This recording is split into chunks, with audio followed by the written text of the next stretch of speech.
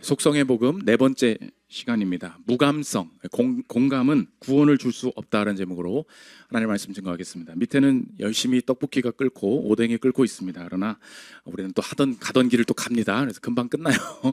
말씀 또 보고 6시 되면 먹을 수 있게 해줬으니까 저 목사님 왜 이렇게 설교 늦게까지 하는 거야? 이렇게 하지 말고 6시 되면 알아서 이렇게 끝낼 거예요. 편안하게 들으시면 되겠습니다. 하나님의 속성을 살피고 있습니다. 오늘 무감성, 이게 다른 말로는 고통 불가성 이렇게 이야기를 합니다. 핵심이 뭐냐? 하나님은 고통당하실 수 없는 분이다.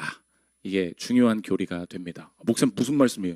예수님이 고난당하셨는데 그렇지 않습니다. 하나님은 절대로 고통당하실 수 없는 분이다. 이 교리가 왜 중요한지, 우리의 삶이 어떻게 바뀔 수 있는지, 풍성해질 수 있는지 보겠습니다. 첫째로 살필 것은 무감성의 이해입니다. 오늘 사무엘이 뭐라 그러냐면 하나님은 변개치 않으시는 분이다. 29절 보십시오. 이스라엘의 지존자는 거짓이나 변개함이 없으시니 그는 사람이 아니시므로 결코 변개하지 않으심이니이다 하니, 무감성, 감정이 변화될 수 없다. 이거를 이제 영어로 하면 impassibility예요. impassible이 아니고 passible, impassibility. passible 하면은 감정을 느낄 수 있는, 감정에 영향을 받는 뭐 이런 뜻이거든요. 근데 이미 붙어서 그렇지 않다. 감정의 영향을 받지 않는다. 무슨 뜻이냐? 감정의 변화, 요동침. 누가 이렇게 뭐 건드려서 뭐 이런 거 갑자기 열받네? 이런 거 없다는 거예요. 하나님은 사람의 상태, 누군가의 기도, 뭐 주변의 변화 때문에 정서적으로 동요되실 수가 없는 분이다. 요즘 외롭다. 요즘 뭔가 불안해. 불안과 외로움을 느끼실 수 있는 분이 아니다. 요즘 악이 너무 창궐했어. 요즘 힘들다. 강박에 사로잡힐 수 있는 분도 아니다. 원래 완전한 상태, 충만한 상태로 계신다. 그래서 하나님은 감정적인 변화를 겪으실 수 있는 분이 아니라는 것입니다. 만약에 하나님이 이 감정에 요동침이 있고 변화를 받으실 수 있는 분이라면 하나님은 누가 움직여요? 외부 환경이 움직이게 되는 거죠. 외부 환경이 나빠지면 어떤 누군가가 어떤 변화가 하나님 안의 정서의 상태의 변화를 일으킬 수 있는 거죠. 원인이 될 수 있는 거죠. 그러면 하나님은 어떤 분이 됩니까? 변하는 분이 되는 거예요. 하나님은 변치 않으시는 분인데 그런 영향을 받을 수 있다고 하면 쉽게 변할 수 있는 분이 된다는 것입니다. 사람이 살아보면 얼마나 간사하다고 느끼는 게, 제가 아이를 키우면서도 그렇게 애들 잘 봐주고 그러다가 애가 막 이렇게 앵기고 우리 딸 예쁘다, 아들 예쁘다 막 그렇게 하다가도 이렇게 올라타다가 어쩌다 보니까 여기 뼈 제일 힘든 데를 그냥 꽉 누르고 이제 올라가잖아요. 그럴 때가 있잖아요. 너무 좋다 뭐 이렇게 하다가 하나님 이 딸 주셔서 감사합니다, 이 아들 주셔서 감사하다고 꽉 그만 좀 하라고. 이제 내려와. 그만 오늘 그만해. 그래서 바로 그냥 방으로 가버려요. 그래서 스스로 내가 느끼는 게 뭐냐, 애가 뭔 잘못이야. 그렇잖아요. 사람이 잠깐 아픈 거 때문에 그렇게 사랑스럽고 좋았던 것들이 왜 자꾸 이러는 거야. 갑자기 막 애가 싫어지고 감정이 변하고 애들은 놀란 거예요. 난 그냥 올라간 것밖에 없거든, 하던 거 했거든요. 사람이 어떻습니까? 얼마나 간사한지 주변 상황이나 통증의 세기 뭐 한마디만 듣고도 그렇게 감정과 태도가 완전히 변화된다는 것입니다. 그게 인간의 주변에 영향을 받는 연약함이라는 거예요. 하나님 절대 그러시지 않는다. 그래서 하나님은 언제나 충만한 상태로 계시기 때문에 오늘 한번 물어보십시오. 여호와가 지금 주무시고 계시냐? 그렇지 아니라는 거예요. 오늘 하나님이 기도 응답을 안 해주셔. 그러니까 목사님한테 목사님 왜 이렇게 기도 응답을 안 해주신지 모르겠어요. 뭐 기도를 해보니까 하나님이 요즘 컨디션이 별로시래. 잠깐 커피 한잔 하고 오신대. 그래서 뭐 이렇게 당도 땡기고 카페인도 땡기고 뭐 이렇게 해가지고 다시 오셔야 야 이제 좀 같이 좀 일할 맛이 난다. 이거 아니라는 거예요. 하나님이 지금 활발하지 않은 상태에 계시냐? 그렇지 않다는 것입니다. 그러니까 이방 신들은 어때요? 하나님이 우리에게 응답을 하기 위해서 막 구판을 벌리잖아요. 뭔가 응답이 내려오기를 계속 자극을 줘야 되는 거예요. 우리 기도가 절대 그런 식으로 되는 게 아니라는 것입니다. 그래서 이사야에 보면 이스라엘 백성들이 뭐냐? 하나님이 주무신다는 거예요. 제발 좀 일어나십시오 막 말해요. 이사야 51장 9절 보십시오. 여호와의 팔이여 깨소서 능력을 베푸소서. 옛날 옛 시대에 깨신 것 같이 하소서. 라합을 점이시고 용을 찌르시니가 어찌 주가 아니시며 빨리 깨어나십시오. 뭐하고 계신 것입니까? 하나님 응답이 뭐냐? 너나 일어나. 52장 1절 보십시오. 시온이여 깰지어다. 나 깨 있다는 거예요. 시온이여 깰지어다. 내 힘을 낼지어다. 거룩한 성 예루살렘이여 내 아름다운 옷을 입을지어다. 너나 일해. 나 일하고 있어. 나 지금 깨 있어. 그런 상태라는 것입니다. 그래서 하나님이 나 때문에 영향받으시고 컨디션 안 좋아지시는 하나님, 나 그거 못 믿겠다. 캐서린 로저스라는 철학 교수가 이렇게 얘기해요. 들어보십시오. 나 자신의 생각을 말하자면 우리 때문에 고통당하시는 하나님, 우리가 있어야 완전하게 되는 하나님이라는 개념은 우리를 침울하게 만드는 신개념이라고 생각한다. 그런 신 못 믿겠다는 거예요. 질문할 수 있죠. 목사님, 성경에 나오는데요, 땅에 하나님이 사람 지으신 거 왜 졌지? 한탄하신다는 얘기 나옵니다. 내가 너희들 회개하면 뜻을 돌이키겠다. 변화되는 거잖아요. 이거 어떻게 봐야 합니까? 창세기 6장 6절 보십시오. 땅 위에 사람 지으셨음을 한탄하사 마음에 근심하시고. 이분 어때요 지금? 변하고 있잖아. 이거 어떻게 봐야 되냐는 거예요. 예레미야 18장 8절 보십시오. 만일 내가 말한 그 민족이 그의 악에서 돌이키면 내가 그에게 내리기로 생각하였던 재앙에 대하여 뜻을 돌이키겠고. 이거 어떻게 봐야 돼요? 저번에 배웠죠. 하나님은 손이 없어요. 근데 주의 손이 덮으신대. 하나님이 얼굴이 없으세요. 근데 주의 얼굴을 볼 거래. 내 등을 볼 거래. 이거 다 무슨 표현이라고 했어요? 신인 동형론적 표현이라고 그랬죠. 하나님이신데 사람의 것으로 비유해서 설명하신다고. 이건 무슨 뜻이에요? 신인 동감론적 표현이에요. 하나님은 원래 그러실 수 없어요. 절대 영향을 받지 않으세요. 근데 하나님께서 이 자신이 어떻게 일하시는지 감정이 있는 우리에게 나타내 주시기 위해서 마치 어떻게 하시는 거예요? 내가 한탄하는 것처럼, 내가 뜻을 돌이킨 것처럼 그렇게 표현을 비유적으로 해 주신다는 것입니다. 하나님이 정말 사람이 막 재롱을 떨고 그래야 일하기 시작하시는, 영향 받으시는 분이냐? 절대 그렇지 않다. 그걸 뭐라 그러냐? impassibility, 무감성, 고통 불가성. 하나님은 사람 때문에 절대 고통당하시는 분이 아니다. 그래서 어거스틴이 아름답게 하나님은 어떤 분이냐? 어떤 것도 주님을 다치게 하지 못한다. 들어보십시오. 주 하나님, 영혼을 사랑하는 이여, 당신은 우리에 비해 훨씬 순수하고 훨씬 대범한 복합적 동기에서 동정심을 보여주시니, 여기 봐요, 어떤 고통도 주님을 다치게 하지 못하기 때문입니다. 외부의 영향을 받으실 수 없다. 이거 얼마나 별로예요. 그래서 하나님은 고통 당하실 수 있는 분이다. 이 신학이 언제 나왔냐? 2차 대전 때 나온 거예요. 몰트만 이런 학자들에 의해서 나온 게 뭐냐? 가스실에 하나님 계시냐? 아우슈비츠 수용소에 하나님 계시냐? 하나님은 어떤 분이냐? 하늘에 계신 분이 아니라 직접 고통 당하실 수 있는 분이다. 이렇게 이야기를 한 거예요. 그 상황, 역사적인 상황들은 이해가 되시죠? 문제는 뭐냐? 오늘 제목과 같아요. 공감은 구원을 줄 수 없다는 것입니다. 실제로 이 하나님 힘이 되지 않아요. 영향받지 않는, 사람의 고통과 관계없이 인간을 구할 수 있는 그 구원자가 필요하다는 것입니다. 저희 아들이 한두 달 됐나요? 놀이터에서 미끄럼틀을 타러 계단을 올라가다가 미끄럼틀 계단을 헛디뎌서 그대로 이 이빨을 땅에 그냥 박았습니다. 그대로 떨어진 거예요. 근데 이 계단 사이에 박는데 이빨을 안 하고 이 잇몸을 쭉 찍고 올라간 거야. 그래서 그냥 이가 이렇게 길어졌어요. 잇몸을 다 말고 올라간 거야.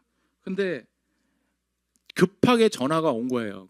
제 아내가 울면서 지금 난리 났다고, 지금 어쩔 줄을 모르는 거예요. 그래서 지금 빨리 가야 된다. 해가지고 갔는데 그때가 의료 사태 났을 때니까 아무것도 없는 거야. 그래서 급하게 데리고 치과로 갔습니다. 아기 치과로 가니까 여기서 안 된대. 지금 빨리 수술해야 된다. 이거 피 안 멈춥니다. 그래서 난리가 난 거예요. 근데 뭐 리스트를 주대. 전화해 보내. 아무데도 안 받아. 여러분 건강하십시오. 이거 이제 힘들 때 어디 가면 또 힘들어. 근데 하나가 된 거예요. 세브란스가 지금 오면 해주겠다. 이 사람이 하는데 어쩌다 보니까 이게 치과인지 외과인지 이게 애매한 거예요. 처음에 치과 의사가 오더니 막 하는데 뭐가 시원찮아. 피는 계속 나고 뭐 어쩌자는 건가. 그러다가 갑자기 어떤 젊은 외과 여자 의사가 쫙 들어왔다는 거예요. 제 아내 이야기에 따르면 들어갔는데 남자 치과 의사한테 비켜. 그렇게 하는 거 아니야. 그러더니 꼬매던 실 다시 다 풀어가지고 이 실 쓰는 거 아니야. 가져오더니 여기를 바늘로 썩썩썩썩썩썩 막 그러더니 이 잇몸을 위에서 잡아 당겨가지고 쫙 내리는데 아무 감정의 요동도 없다는 거예요. 기다려, 울지 마. 이렇게 하는 거 아니야. 석석석 바느질을 막 하는데 그때 제 아내가 이 여자 팬이 된 거야. I love severance. 그래서 병원은 무조건 세브란스만 간대. 이제 너무 좋다는 거예요. 한국 의사 위대하다. 막 난리가 난 거예요. 나도 내 자녀의 이 수술하는 걸 보기도 힘들다는 거예요, 지금. 근데 실제로 지금 이 내 자녀에 대한 동정심, 살릴 수 있는 그 능력은 누가 가지고 있었어요? 이 감정의 고요함을 가지고 바느질을 썩썩 해댈 수 있는 그 여자가 이 사람 살렸다는 거예요. 그래서 매튜 바렛이라는 신학자가 뭐라 그러냐, 불타는 비유를 했어. 집이 불타요. 근데 사람들이 오해한다는 거예요. 집이 불타서 이거 어쩌면 좋아, 여기에 내 애가 있는데, 막 하고 있는데 옆에서 사람들이 그런다는 거예요. 어머, 너를 위로하기 위해서 같이 나도 뜨거움을 겪겠다는 거예요. 그런 사람들이 동정심이 있는 게 아니라는 거예요. 진짜 동정심은 누구냐? 소방관은 아무 감정 없이 물 뿌리기 시작한다는 거예요. 이제 솔직해지자 이야기합니다. 들어보십시오.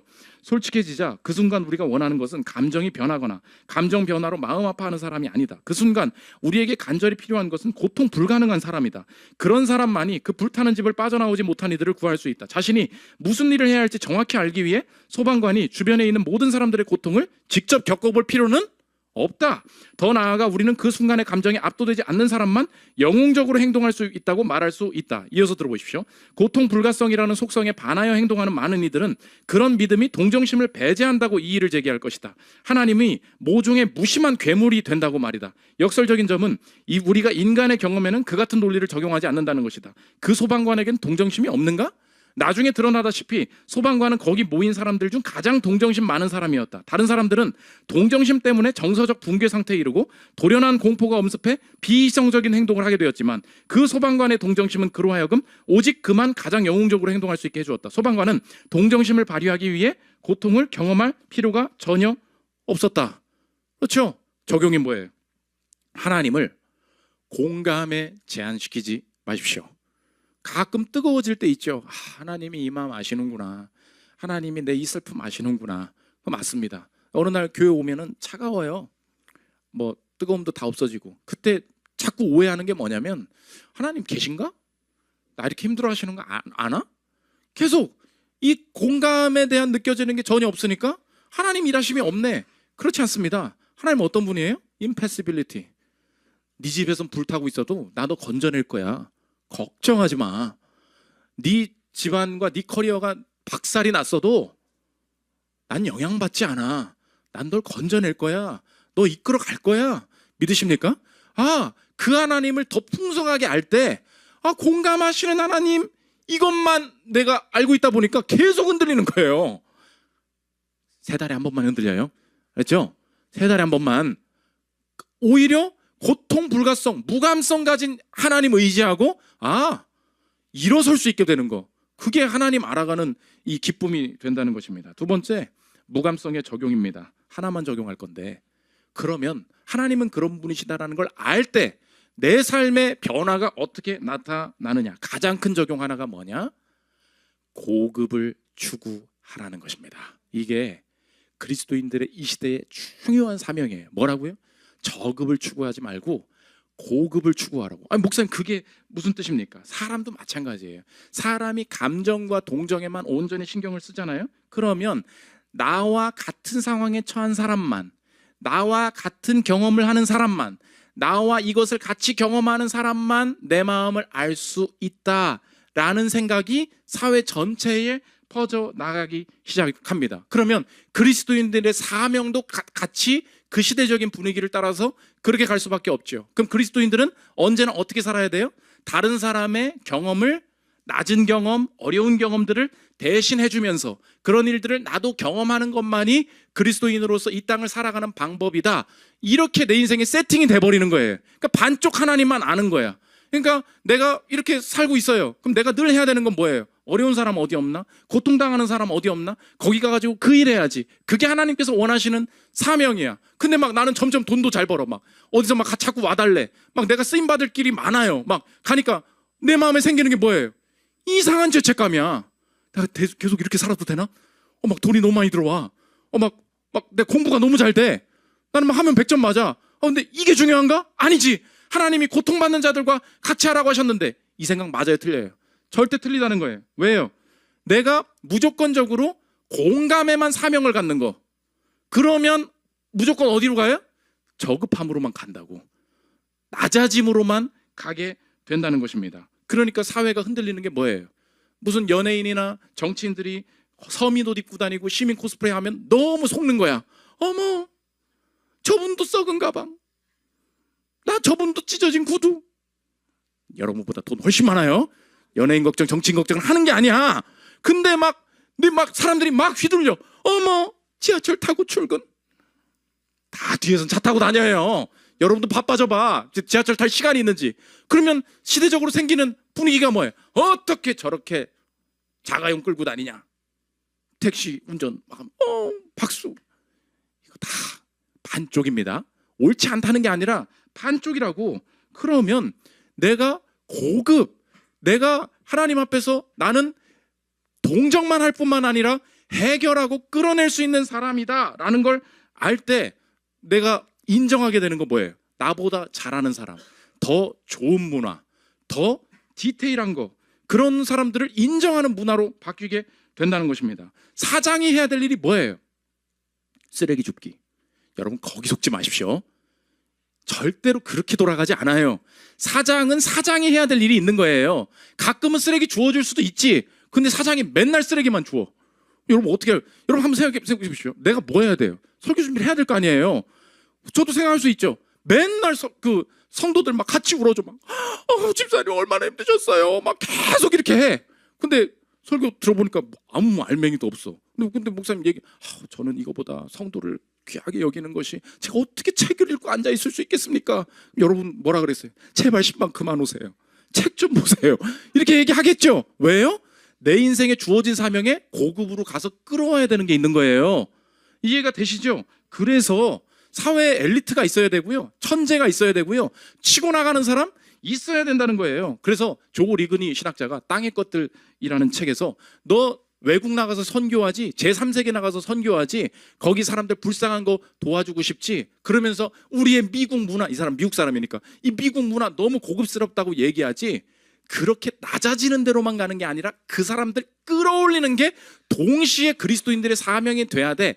멋진 이야기입니다. 들어보십시오.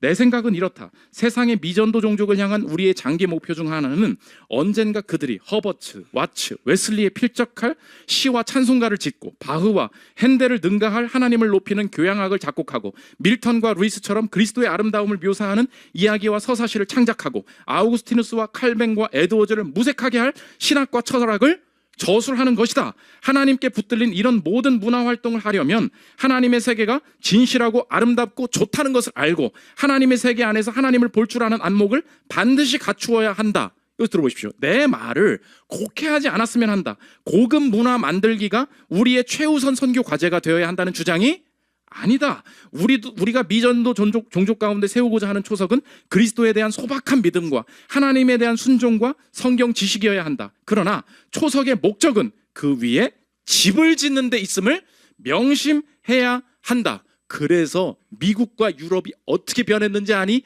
그들이 얼마나 미개하고 저급한 민족이었는지를 아니? 자기들을 스스로 이야기합니다. 이어서 들어보십시오. 소말리아, 중국, 아프가니스탄에서 교회 역사상 가장 위대한 신학자, 철학자, 문화 제작자가 배출될 날이 올 것이다. 이 생각에 코웃음 치는 사람이 있다면 한 가지 기억해야 할 사실이 있다. 바로 자신들 얘기합니다. 바로 1000년 전만 해도 독일 작센, 노르웨이, 덴마크 출신의 바이킹들이 유럽 전역을 누비며 강간과 약탈을 일삼았다는 사실이다. 그들은 오딘이라는 피에 굶주린 외눈박이 신을 섬겼고 큰 까마귀 문양의 깃발을 들고 전장으로 나갔다. 전장에 나서기 전에는 환각 기능이 있는 버섯을 먹었으며 전신을 시퍼렇게 칠하고 벌거벗은 채 아수라장 속으로 돌격했다. 마지막 이어서 들어보십시오. 그로부터 500년 후 그 바이킹의 후예 중 한 명이 성문에 종이 한 장을 못질하고 종교개혁에 불씨를 당겼다. 그들은 버섯을 먹고 제정신이 아닌 벌거숭이 전사들에서 그리스도를 높이는 예배자로 바뀌었다. 이것이 바로 복음이 일하는 방식이다. 멋지죠? 오늘 두 가지 균형을 명심하십시오. 하나님이 낮은 곳으로 이끄실 때, 경험케 하실 때, 누군가에 대한 공감의 경험들 하게 하실 때 밑바닥으로 내려가십시오. 그거 알아야 돼요. 가난도 알아야 돼요. 고난당함과 병듦과 내 인생의 이 썩어진 죄악들 가운데서 헤엄치는 것이 얼마나 힘든지 그거 알아야 됩니다. 그런데 마지막 남은 인생의 사명이 뭐예요? 그냥 계속해서 남 도와주는 거? 여러분 욕할 수 있죠. 먼 교회에서 재즈 콘서트냐? 그죠? 재즈는 뭔 재즈야? 어려운 사람이나 돕지. 그렇게 말할 수 있잖아요. 아니야, 우린 더 고급스러워질 거야. 이해가 뭔지 아시겠죠? 그 적절한 균형이 있는 그게 그리스도인들의 아름다움이 된다는 것입니다. 그러므로 나에 대해서도 오늘 내년에 목표 세울 때 명심하십시오. 공감의 사명에만 머무르면 안 돼요. 우리 교회 안 하는 게 뭐예요? 우리 연탄 달르는 거 안 하죠. 나도 이미지 쌓는 거 잘할 수 있어요. 나 경영학과 아닙니까? 내가 마케팅이 뭔지 모르겠냐고. 그런데 우리 옛날에는 그런 거 했어요. 그게 싫다는 게 아니야. 근데 우리 교회 오는 사람들 보니까 그런 사람들보다 훨씬 자기 일에 디테일함과 능숙함을 통해서 할 수 있는 사람들이 훨씬 많은 거야. 그럼 우리 교회가 해야 될 일이 뭐예요? 사명이 조금 비중을 균형 있게 잡아야 되겠죠. 그러니까 개인이 가진 성과들, 개인이 가진 디테일한 하나님께서 주신 능력들을 가지고 고급스러운 것은 무엇인가?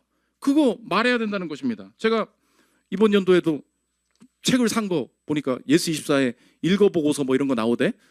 제가 전체 올 한해 얼마를 썼냐? 제가 이번에 올 한해 책 산 것만 한 1,000만 원 돼요. 난 거지야, 거지. 어디 가서 강의료 받으면 다 책 사고.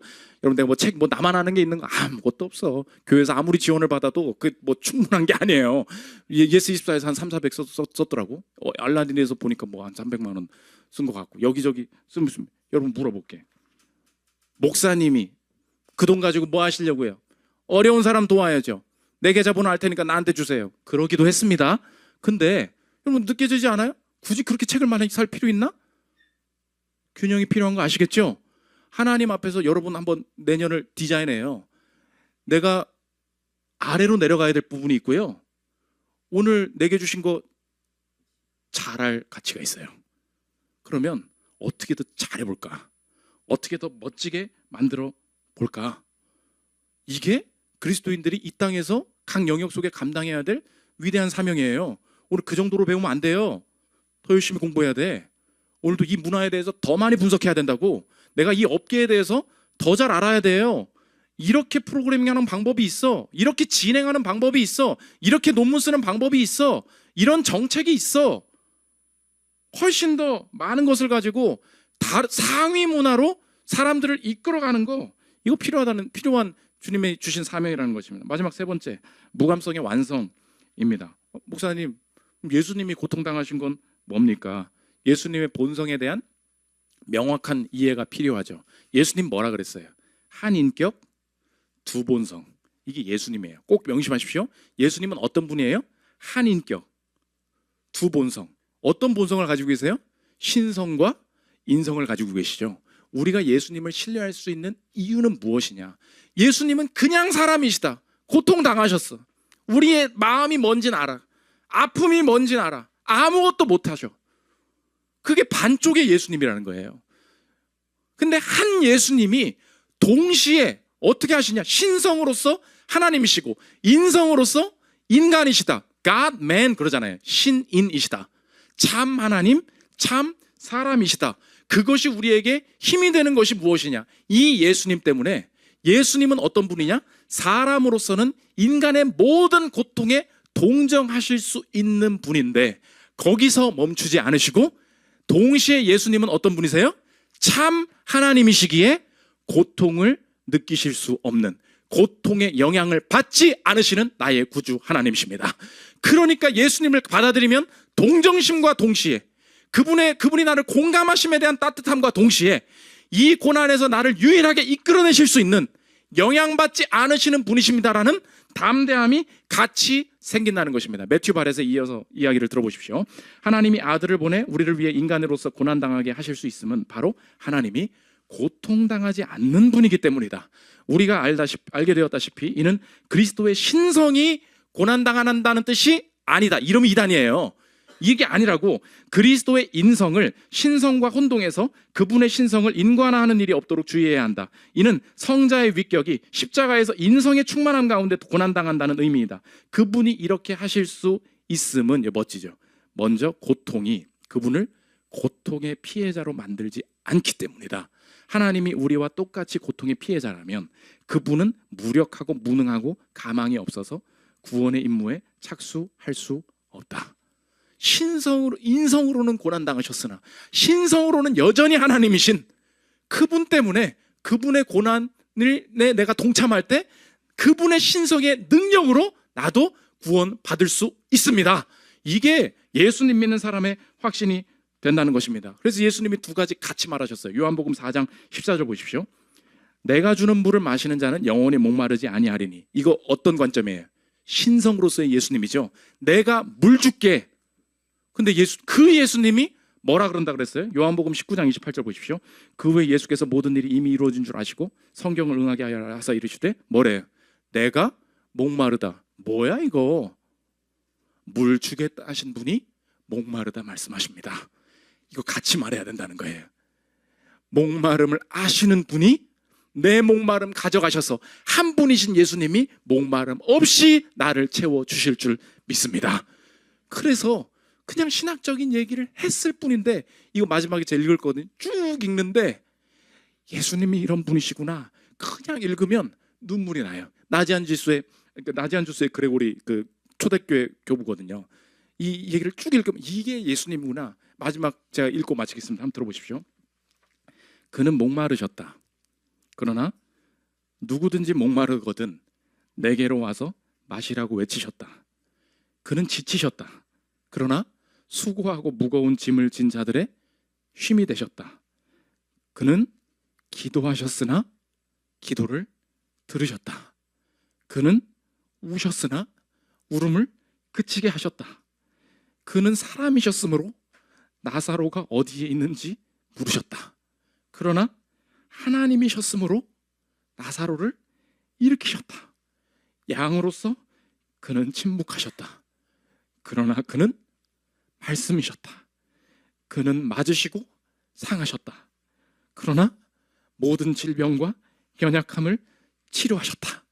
만약 한 말로 오류가 시작되거든 다른 말로 그것을 막도록 하라.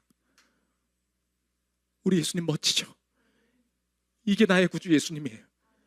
인성으로서 공감하실 수 있는 분, 그러나 신성으로 우리를 살리신 분, 한 하나님, 한 인격, 두 본성, 이 예수 그리스도를 나의 구주로 모심으로 말미암아 절대 동정만에 속지 않고 살리실 것을 마음속에 확신함과 동시에 내 자신도 이 땅에서 남은 사명, 낮은 사람들 어디까지 낮아져야 되는 거야? 절대 그렇지 않습니다.